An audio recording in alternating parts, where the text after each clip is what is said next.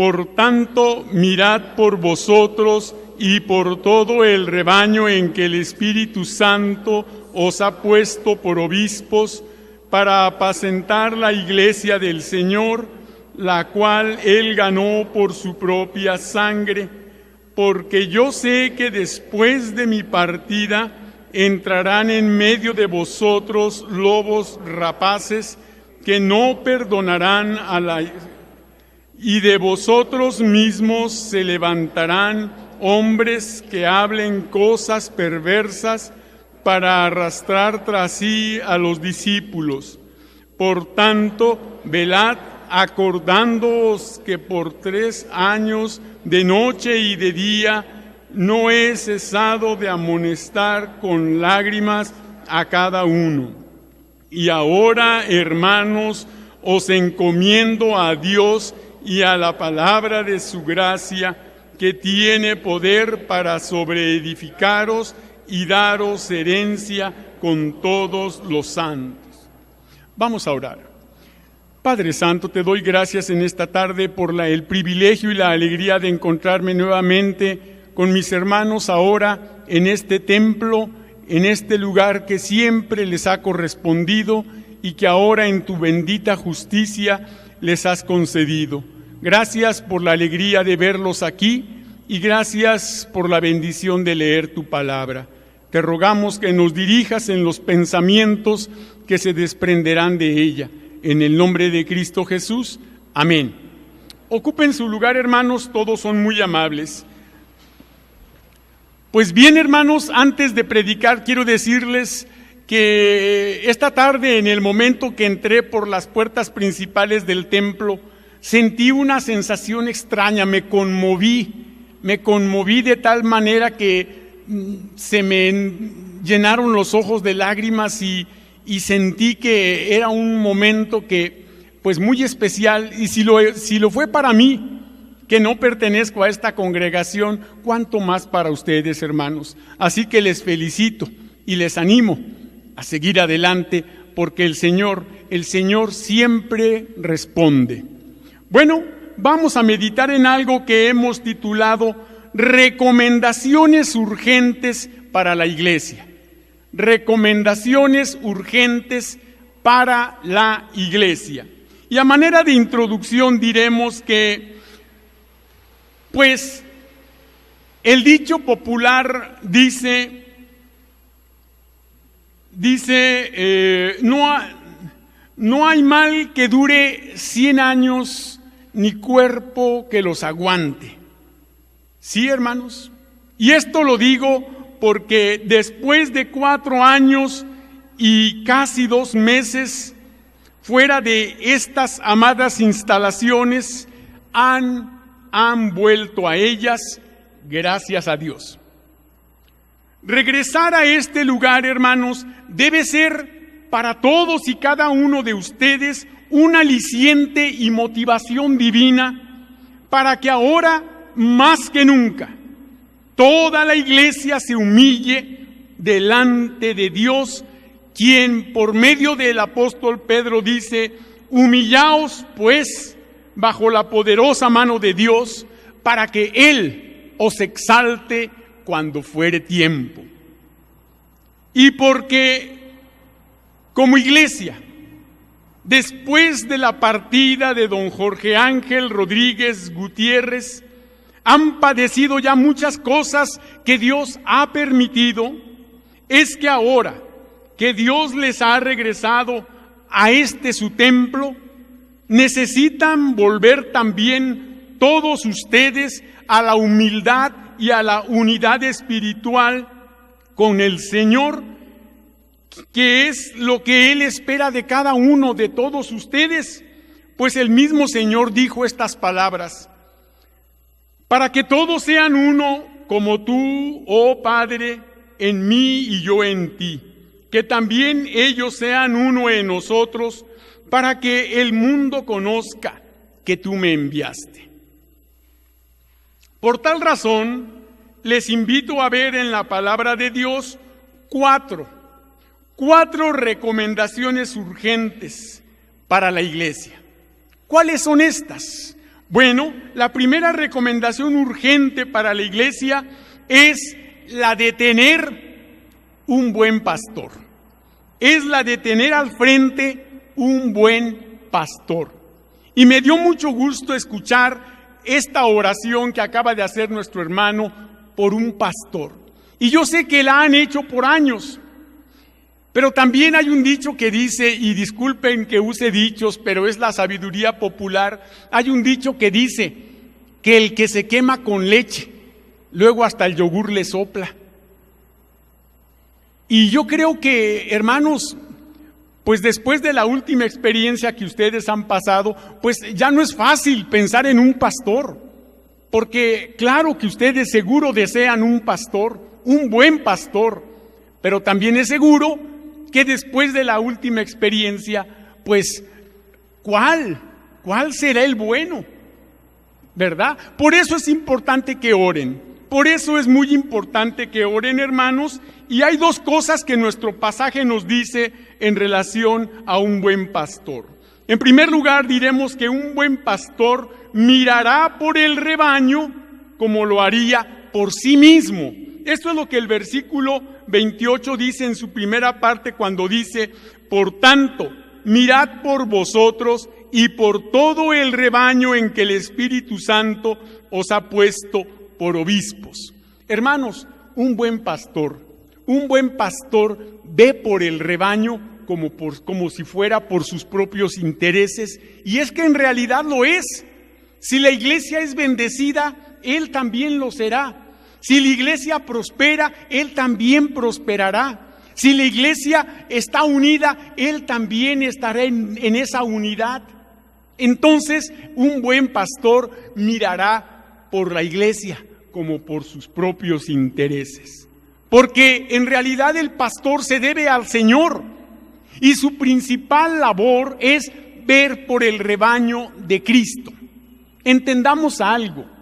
El pastor tiene el alto privilegio de estar al frente de la grey de Cristo. No es del pastor. El pastor nunca es el dueño de la iglesia, ni del templo, ni de nada de eso. El pastor solo es un líder temporal. Un líder temporal que está al frente de la iglesia por un privilegio que Cristo le ha dado y por la confianza que la iglesia le confiere. Pero hasta allí, y debe hacer su trabajo de la mejor manera, porque un día el Señor le llamará a dar cuentas. Y entonces, ¿qué cuentas entregará? Esa es la cuestión para el pastor. Un día va a ir a dar cuentas. Y ningún pastor que se precie de ser un buen pastor, un pastor dirigido por el Espíritu Santo, ataca a la iglesia dividiéndola. Esa es la labor del diablo. No necesitamos la iglesia no necesita que un pastor llegue a dividir una iglesia, porque eso lo hace el diablo. El pastor llega para mantener unida a la iglesia, de manera que el pastor no tiene derecho a atentar contra el pueblo del Señor. Pero también un buen pastor no solo mira por el rebaño como lo haría por sí mismo, sino también alimenta al rebaño con el amor con que Cristo lo compró. En la segunda parte del versículo 28 dice claramente: para apacentar la iglesia del Señor, la cual Él ganó por su propia sangre. A Cristo le costó su sangre, al pastor no le cuesta nada. El pastor solo llega, toma posesión del pastorado y empieza a trabajar.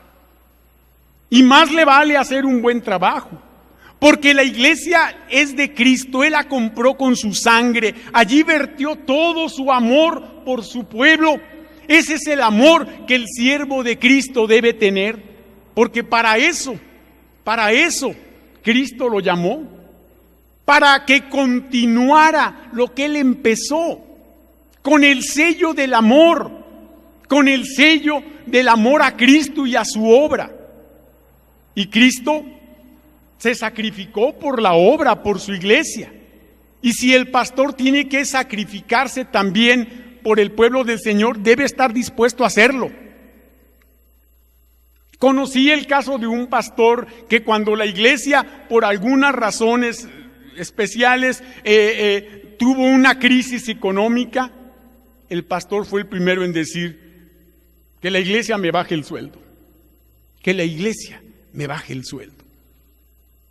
Aquella propuesta no vino de los diáconos, no vino de los hermanos, no, él dijo que la iglesia me baje el sueldo. Un hombre dispuesto a sacrificarse por la iglesia. Como dijimos, el pastor verá por la iglesia como si fueran sus propios intereses, porque en realidad lo son. Y cuando la iglesia crece y prospera, el pastor recibirá también bendición. Así que estamos diciendo dos cosas muy importantes en esta primera recomendación urgente para la iglesia, que es la de tener al frente un buen pastor. Dijimos que un buen pastor mirará por el rebaño como lo haría por sí mismo, y también alimentará al rebaño con el amor con que Cristo lo compró. Así que entendamos esto. Veamos un pasaje muy importante. Jeremías 3:15 dice de la siguiente manera: y os daré pastores según mi corazón, que os apacienten con ciencia y con inteligencia. ¿De qué ciencia y de qué inteligencia se nos está hablando? Pues de la de Dios, no de la humana. No de la capacidad y el conocimiento de la intelectualidad humana, sino de la del Señor, la sabiduría de lo alto, la dirección del Espíritu Santo que impulsa al siervo del Señor a alimentar a la iglesia. Por eso dice Malaquías: traed todos los diezmos al alfolí, ¿y qué cosa? Haya alimento en mi casa. Cuando la iglesia entrega sus diezmos, porque el diezmo se entrega, no se da, porque para dar algo tiene que ser mío. El diezmo no es mío, nada más lo entrego, porque es de Dios. La ofrenda sí se da, porque ahora yo doy como cada uno propuso en su corazón. Bueno, cuando la iglesia entrega sus diezmos y da sus ofrendas, entonces se garantiza que haya alimento en la casa del Señor.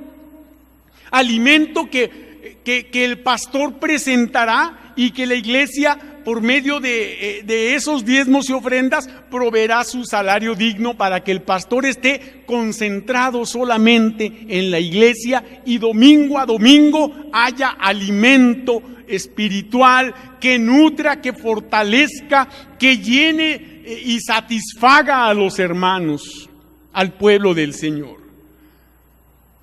Volvamos una vez más ahí al libro de los Hechos en el versículo 20, porque acabamos de ver la primera recomendación urgente para la iglesia. Esta es la de tener al frente un buen pastor. La segunda recomendación urgente para la iglesia es la de erradicar toda ambición egoísta, toda ambición egoísta. ¿A qué me estoy refiriendo, hermanos? Bueno, la obra del Señor siempre va a ser objeto de los ataques del diablo. Y una iglesia, cuanto mejor está unida y trabajando, más será atacada por el diablo. Porque una iglesia dividida en pleitos, allí ya el diablo ganó la batalla y él ya está contento. Una vez que Satanás empieza a poner en contra a los hermanos unos con otros, dice: solitos se van a acabar ellos. Así que vámonos, me voy a otra iglesia que esté trabajando para hacer lo mismo. Así que algo importante, hermanos, es erradicar toda ambición egoísta. La ambición egoísta se da después de tres cosas que dice la Biblia. Escúchelas, y aquí están en la Biblia. Vamos a verlas. La primera cosa o la ambición egoísta se da o sucede después, y escúchelo bien, después de la partida del siervo del Señor. Vea lo que dice el versículo 29 en su primera parte. Dice el apóstol: porque yo sé que después de mi partida. ¿De qué estaba hablando Pablo? De su muerte. De su muerte. Iba a Jerusalén, iba dispuesto como Cristo a morir. Pablo está hablando de su partida. Todavía recordamos la partida de nuestro hermano Jorge Ángel.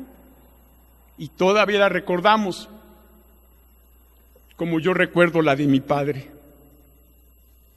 Hombres entregados a la obra del Señor, dispuestos a sacrificarse por ella. Pero cuando el siervo del Señor falta, cuando el Señor se lo lleva a su presencia y ya partido, entonces la iglesia queda en un momento, aunque Dios es el pastor de la iglesia, Cristo es el buen pastor, pero siempre es importante que haya un líder visible. Entonces la iglesia queda en una aparente exposición a que pasen muchas cosas. Por eso decimos que la ambición egoísta se da después de la partida del siervo del Señor, pero también sucede después de la llegada de fieras feroces. Vea lo que dice el versículo 29 y lo sigue diciendo, dice: después de mi partida entrarán en medio de vosotros lobos rapaces que no perdonarán al rebaño. ¿Sí? Cuando llega la persona no indicada, cuando llega la persona que Dios no tenía preparada. A veces, por la premura, por muchas cosas, la iglesia comete errores. Porque la iglesia está compuesta de personas que somos falibles, que nos equivocamos y que podemos ser inclusive como Eva, engañados por el diablo. Pero esta ambición egoísta se da después de la llegada de fieras feroces. Y la Biblia los describe como lobos rapaces, o sea, lobos feroces. Lobos hambrientos de poder, de dinero, de autoridad. Ambiciosos, que no se llenan, que siempre desean más y quieren más, pero solo para ellos y no para la iglesia. En la que la persona no está dispuesta por ver por el bien de toda la congregación, cuando eso es a lo que se supone que llega. Qué interesante es entonces ver lo que el Señor Jesús dice en relación a esto. Les invito a ir a Mateo capítulo 7. Mateo capítulo 7, por favor, vean lo que dicen los versos 15 y 16. Mateo 7, 15 y 16 dice, perdón, estaba yo en Marcos, me confundí, es Mateo, déjenme encontrarlo, aquí está ya. Mateo 7, 15 y 16 dice de la siguiente manera el Señor Jesucristo, cuando leemos que dice así: guardaos de los falsos profetas que vienen a vosotros con vestidos de ovejas, pero por dentro son lobos rapaces. Por sus frutos los conoceréis. ¿Acaso se recogen uvas de los espinos o higos de los abrojos? Y sigue hablando del mismo tema el Señor Jesús, pero usa la misma frase de Pablo: los lobos rapaces, las fieras feroces, aquellos que llegan, como dice el profeta: ay de los pastores que se apacientan a sí mismos, que solo ven por ellos mismos. Y aunque el pastor debe ver por sí mismo, lo debe hacer a través de la iglesia, porque hemos dicho que si la iglesia prospera, el pastor también lo hará. Pero la prioridad es la iglesia, porque la iglesia es el cuerpo de Cristo, donde Cristo es la cabeza, y donde el pastor humano no es nadie ni debe atentar contra la obra del Señor. Por eso el Señor Jesucristo describe a estos lobos rapaces como lobos con pieles de ovejas, engañadores, mentirosos y fraudulentos. Pero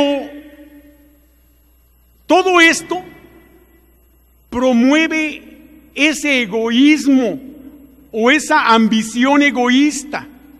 ¿Por qué? Porque una vez que la iglesia ha sido lastimada de esa manera, ante la partida del siervo del Señor, ante la llegada de fieras feroces, ¿qué es lo que sigue después? Una vez que se logran librar de todo eso, ¿qué pasa? Bueno, pues la ambición egoísta también sucede después de la levantada de líderes indignos.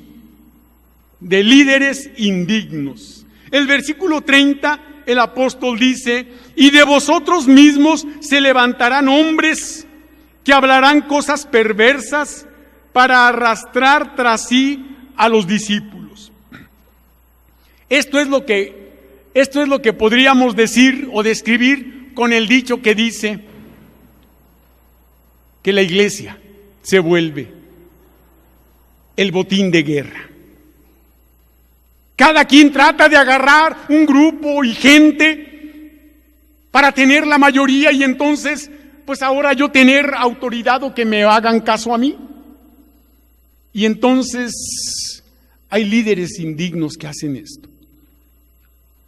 Y de alguna manera es una consecuencia pero no debería de suceder.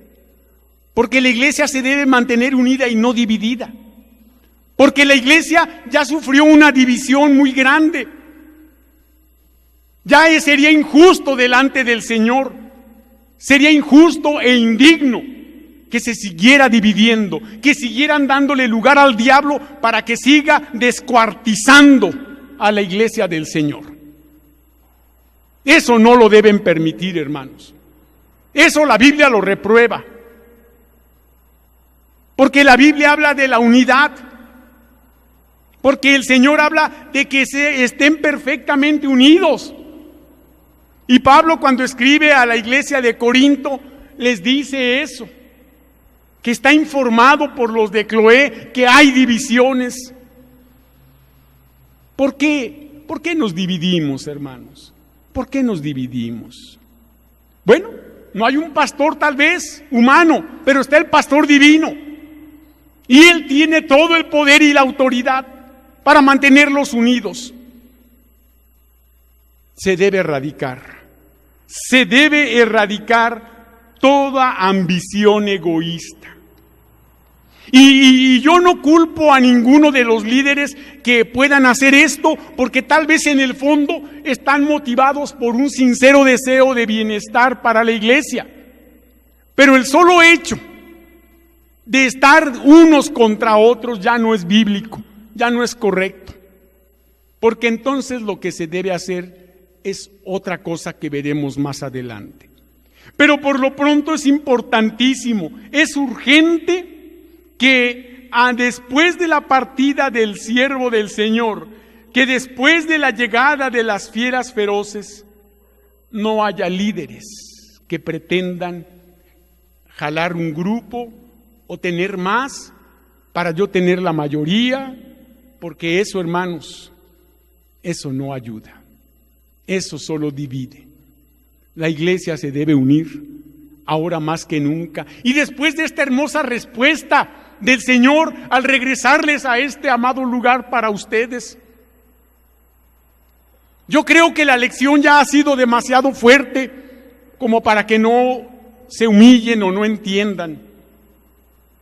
Tienen que doblegarse, tienen que humillarse, tienen que perdonarse, tienen que amarse, tienen que sobrellevarse, porque eso es lo que el Señor manda y eso es lo que deben hacer todos. Eso es lo que procede, porque eso es lo que el Señor quiere. Humillaos pues bajo la poderosa mano del Señor, para que Él, no alguien, sino Él los exalte cuando fuere tiempo. Y ya lo está haciendo, hermanos. Yo Todavía tiempo atrás, cuando el hermano Cruz me decía, estamos luchando y pronto vamos, yo decía, ojalá que sí, ojalá que lo veamos, porque hay quienes ya no vieron esta hermosa bendición. Hay quienes ya no vieron esta hermosa bendición, pero ustedes lo están viendo. Y eso es gracias al Señor.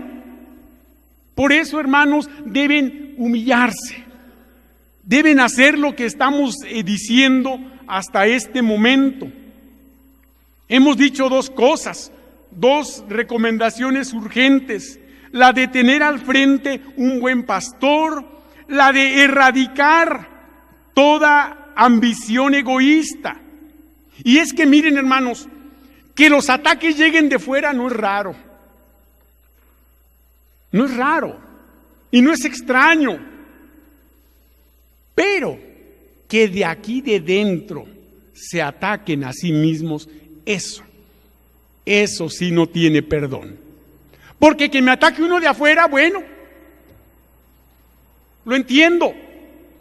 No amaba esta iglesia, no tenía arraigo en este lugar, no le importaba al final de cuentas. Pero que los de aquí se ataquen, eso es indignante, eso no puede ser.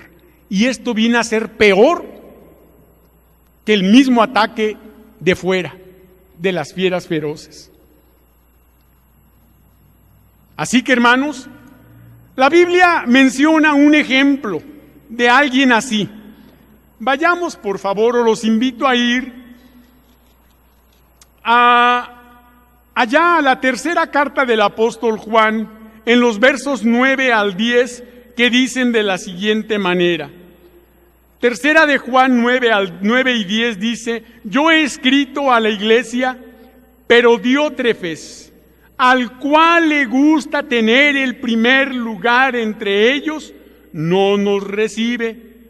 Por esta causa, si yo fuere, recordaré las obras que hace parloteando con palabras malignas contra nosotros, y no contento con estas cosas, no recibe a los hermanos, y a los que quieren recibirlos se los prohíbe y los expulsa de la iglesia.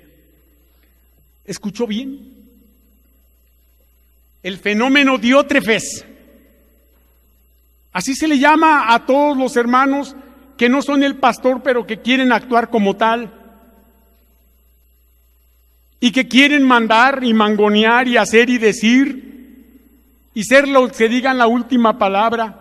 Pero lo peor de todo esto es lo que dice Juan cuando dice: al cual le gusta tener el primer lugar entre ellos, y el primer lugar es Cristo. Y Cristo debe tener esa preeminencia que ningún mortal podemos ostentar o aspirar. Y ahí es la cosa, que quieren tener el primer lugar. Y no. Porque el Señor dijo que el que quiera ser el mayor entre vosotros, sea como el menor. O sea, en la iglesia la mayoría se demuestra con humildad. Pero volvamos a Hechos para ver la tercera recomendación urgente para la iglesia, y esta es la de obedecer fielmente a la palabra de Dios. Obedecer fielmente a la palabra de Dios. Este libro, hermanos, es nuestra norma de fe y de práctica. Así dice la doctrina cuando hablamos de la palabra de Dios, que es la primer doctrina de las 20 doctrinas que los bautistas ostentamos como nuestras creencia básica. Y si la Biblia es la norma de fe, de lo que creo, pero también de práctica, o sea, de lo que hago, debo obedecerla. Porque entonces, ¿para qué no la ha dado el Señor? ¿Para qué la estudiamos, la predicamos, la conocemos? ¿Para qué? Dice la Biblia que el conocimiento envanece, pero el amor edifica. Así que el conocimiento de la Biblia es para edificación, no para vanagloria. ¿Y qué diremos de obedecer a la palabra del Señor? Dos cosas importantes que nuestra cita de Hechos 20 nos presenta. La primera de ellas es obedecer a la palabra de Dios siendo responsables de cuanto ya sabemos. Vea lo que dice el versículo 31 en su primera parte cuando dice Pablo, por tanto, velad. Hasta allí. Por tanto, velad. La palabra velar quiere decir trabajar. Y el velador trabaja mientras otros duermen. Un velador trabaja cuando otros duermen. Y nosotros estamos trabajando en un mundo que está dormido en el pecado. Y nosotros estamos trabajando, velando, trabajando bajo el conocimiento de la palabra del Señor, la cual debe ser obedecida al pie de la letra. Porque de lo contrario, vuelvo a la pregunta, ¿para qué la tenemos? ¿Para qué la conocemos? ¿Para qué la estudiamos?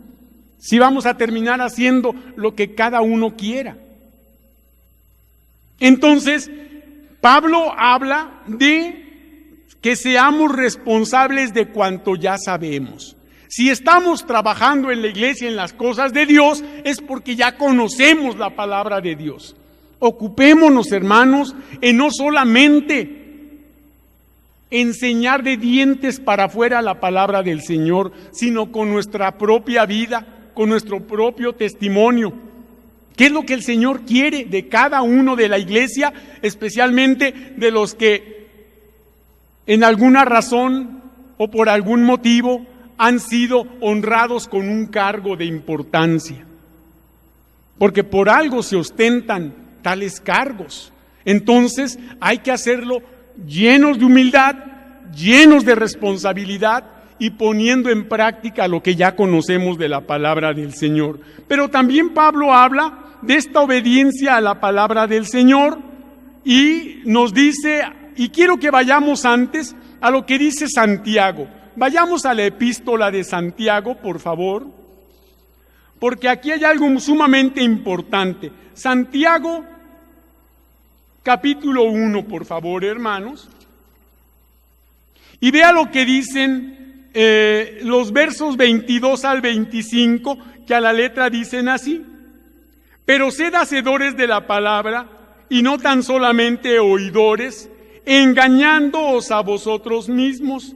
Porque si alguno es oidor de la palabra, pero no hacedor de ella, este es semejante al hombre que considera en un espejo su rostro natural, porque él se considera a sí mismo y se va y luego olvida cómo era. Mas el que mira atentamente en la perfecta ley, repito, la perfecta ley, la de la libertad, y persevera en ella, no siendo oidor olvidadizo, sino hacedor de la obra, éste será bienaventurado en lo que hace. Y esto aplica para toda la iglesia, no solamente para los líderes, los diáconos, los maestros, los consejeros o todos los que tienen un puesto de importancia. Es para todos. Porque la iglesia debe crecer toda junta, toda unida. Pero decíamos que también Pablo habla de obedecer a la palabra de Dios, no solamente siendo responsables de cuanto ya sabemos, sino también recordando las amonestaciones que los siervos del Señor ya les han hecho. Vea lo que dice el versículo 31 en su segunda parte cuando dice Pablo,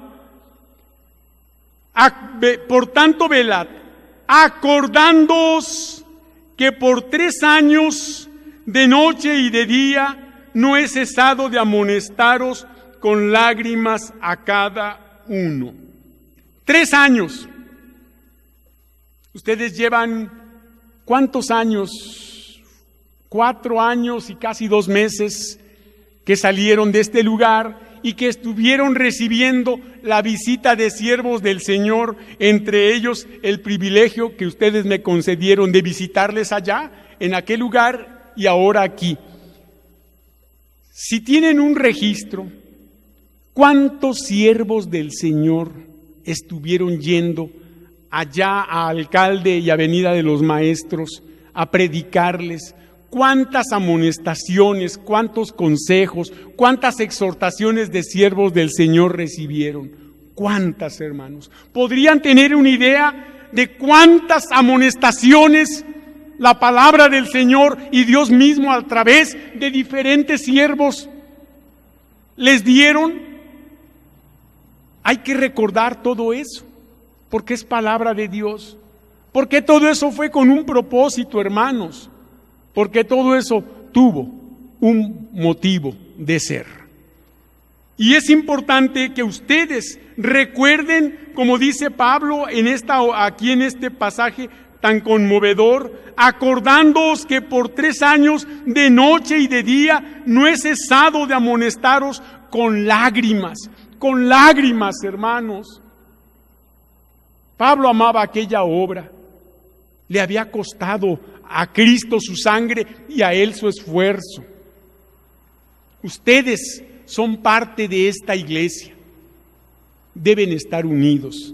Deben recordar lo que se les ha enseñado y las amonestaciones que se les han dado, porque se les han dado con el mayor del amor de todas, del amor de todos, el de Cristo. Cada siervo del Señor que les predicó en aquel lugar y ahora aquí lo hacemos en el amor de Cristo para el beneficio del Señor a esta congregación.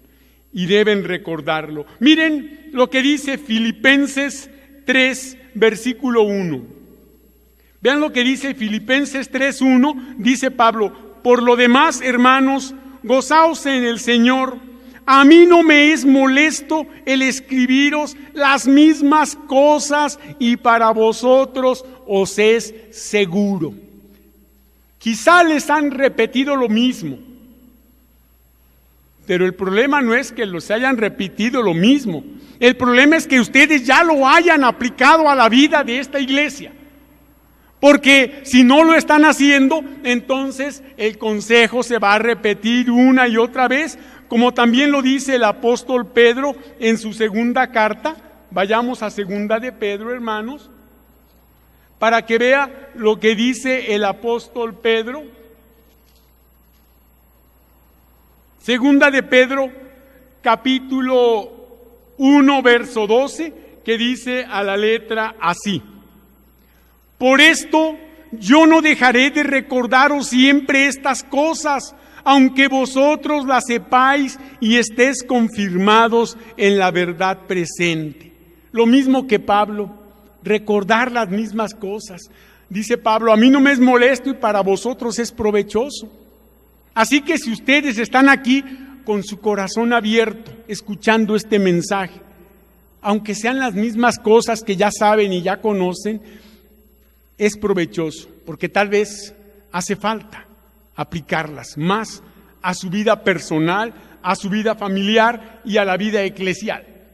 Por eso tal vez el Señor se las está haciendo escuchar. Y volvamos una vez más a Hechos 20 para ver la cuarta y última recomendación urgente a la iglesia. Esta es la de ocuparse en la poderosa oración. Ocuparse en la poderosa oración. Hermanos, la oración es el recurso divino que a la par de la palabra de Dios más poderoso que el Señor nos ha dado. Sí, orar a Dios, hablar con Él, tener comunión espiritual, al entablar una charla, una plática entrañable con Cristo. ¿Cuántas veces chateas o en el WhatsApp te la pasas hablando con infinidad de gente? Y con Cristo, ¿cuánto hablas? Con Él no necesitas crédito, con Él no necesitas que el celular tenga carga, con Él necesitas arrodillarte o entrar en lo secreto de tu cuarto y hablar con Él. Y no te cuesta nada.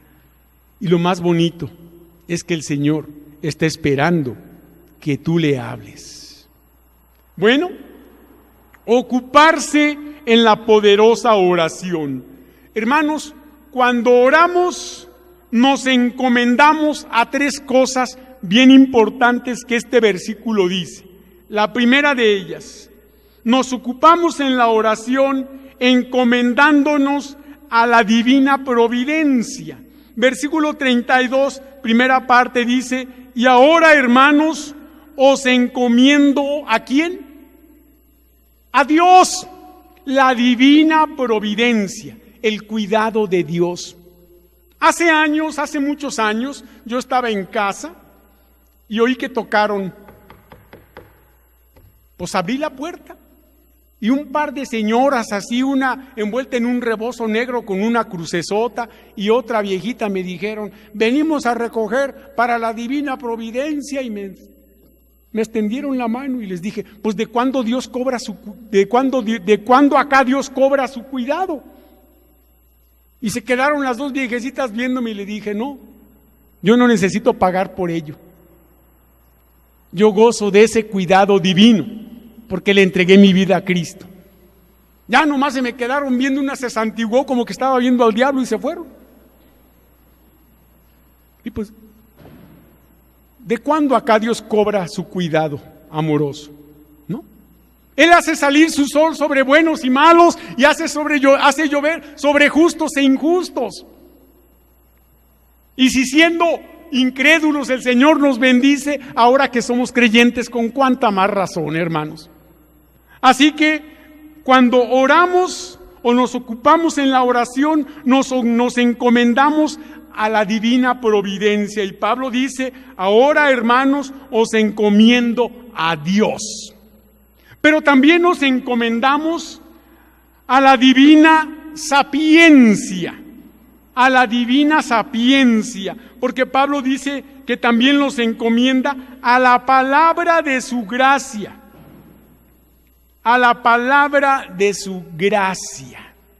Pues sí, hermanos, decíamos que es la norma de fe y práctica, esa que debemos aplicar a nuestra vida todos los días, por medio de la cual nos debemos regir y hacer y pensar y sentir todo cuanto el Señor quiera. Y no es que no tengamos voluntad propia, es que mi voluntad propia me llevó al pecado y al desastre. Pero es que ahora de que le entregué mi vida a Cristo y he conocido la palabra del Señor, ahora soy verdaderamente libre. Y ahora tengo la libertad a la que Cristo me ha llamado. Y ahora tengo como norma de fe y práctica la palabra del Señor. Por eso podemos encomendarnos con toda seguridad nosotros mismos, a nuestros hijos, a nuestros seres amados, a la divina sapiencia, esa de la cual está llena la palabra de Dios con sabiduría divina, con sabiduría de lo alto. Esa que nutre, que fortalece y que en cualquier momento de la vida, por bueno, malo o terrible que sea, podemos venir a ella, abrir sus páginas, leerla y recibir siempre el consejo sabio que bendecirá nuestra vida y que guiará nuestros pasos por el camino recto, seguro, que es Cristo Jesús, pues Él dijo ser el camino y la verdad y la vida. Pero ¿a qué más nos encomendamos cuando oramos? No solo nos encomendamos a la divina providencia, a la divina sapiencia, sino también nos encomendamos a la divina herencia, Por eso el apóstol termina diciendo, y a la palabra de su gracia, que tiene poder para sobreedificaros y daros herencia con todos los santificados. Bueno, hermanos, somos herederos de un lugar en gloria. Cristo Jesús dijo ir a preparar lugar para vosotros y luego venir por cada uno de nosotros, porque Él dijo, para que donde yo estoy, vosotros también estéis. Así que, piénselo de esta manera. Si vamos a ir a estar eternamente en el cielo con todos los santificados, pero no podemos vivir con los hermanos aquí en la brevedad de la vida, ¿cómo esperamos hacerlo en la eternidad del cielo si aquí a veces estamos como perro y el gato? Una vez una madre regañó a sus 2 chiquillas porque estaban peleando, estaban de la greña. Y la madre enojada le dijo, ya basta. Y la separó y se les quedó viendo. Todo el día están como peleándose como el perro y el gato. Y empezaron a pelear. Es que yo soy el perro. Y no, yo soy el perro, tú eres el gato. Se volvieron a trenzar. Y a veces así estamos en la iglesia. Así. Peleándonos por una o por otra cosa. Como vimos, dándole lugar al diablo, dejando que la ambición egoísta nos domine. Y no debe haber nada de eso en la iglesia. Cuando oramos y nos ocupamos en la oración, hacemos lo que Cristo. Vayamos a Mateo 26, por favor. Mateo 26, un pasaje sumamente hermoso y conmovedor. Mateo 26, 39 al 42, que dicen de la siguiente manera: yendo un poco adelante, se postró sobre su rostro, orando y diciendo: Padre mío, si es posible, pase de mí esta copa, pero no sea como yo quiero, sino como tú. Vino luego a sus discípulos y los halló durmiendo, y dijo a Pedro: ¿así que no habéis podido velar conmigo 1 hora? Velad y orad para que no entréis en tentación. El espíritu a la verdad está dispuesto, pero la carne es débil. Otra vez fue y oró por segunda vez, diciendo: Padre mío, si no puede pasar de mí esta copa sin que yo la beba, hágase tu voluntad. Cuando nos ocupamos en la oración, pero en la verdadera oración, esa en la cual tengo comunión con Dios, mi voluntad ya no importa, sino la del Señor. Mi voluntad ha quedado de lado por recibir la voluntad divina. Cuando de veras oramos, pedimos la voluntad de Dios. Santiago dice: pedís y no recibís, porque pedís mal. Pero el Señor dice: pedid, pero hay que pedir su voluntad. Porque cuando uno verdaderamente ora, hace lo que Pablo: ya no vivo yo, sino que ahora Cristo vive en mí. Y cuando Cristo vive en mí, entonces su voluntad es la prioridad. Quiera Dios que ustedes se ocupen en la oración pidiendo de veras la voluntad de Dios, no solo para el pastor que han de escoger, también para todos los asuntos, por grandes o pequeños, por importantes o sencillos que sean, siempre la voluntad de Dios, porque acuérdense que esta iglesia no es de ustedes, es de Cristo. Él la compró con su sangre. Así que el que mejor sabe lo que esta iglesia necesita, desde el pastor hasta las cosas más sencillas, es Cristo mismo. Solo pidan su voluntad y háganlo de corazón. Termino diciendo las siguientes palabras. Tener al frente un buen pastor, erradicar toda ambición egoísta, obedecer fielmente a la palabra de Dios y ocuparse en la poderosa oración son urgentes recomendaciones para la iglesia que el dueño de la mies y el que es cabeza del cuerpo espiritual que es la iglesia exige para prodigar sus muchas bendiciones. Amados hermanos, en el nombre de Cristo y por la autoridad que el Señor me confiere como su humilde siervo, les exhorto a tomar con seriedad lo que se ha predicado en esta hora. Yo, por mi parte, rogaré al Señor que les ayude a seguirse reestructurando con la bendición y la dirección santa de nuestro Dios.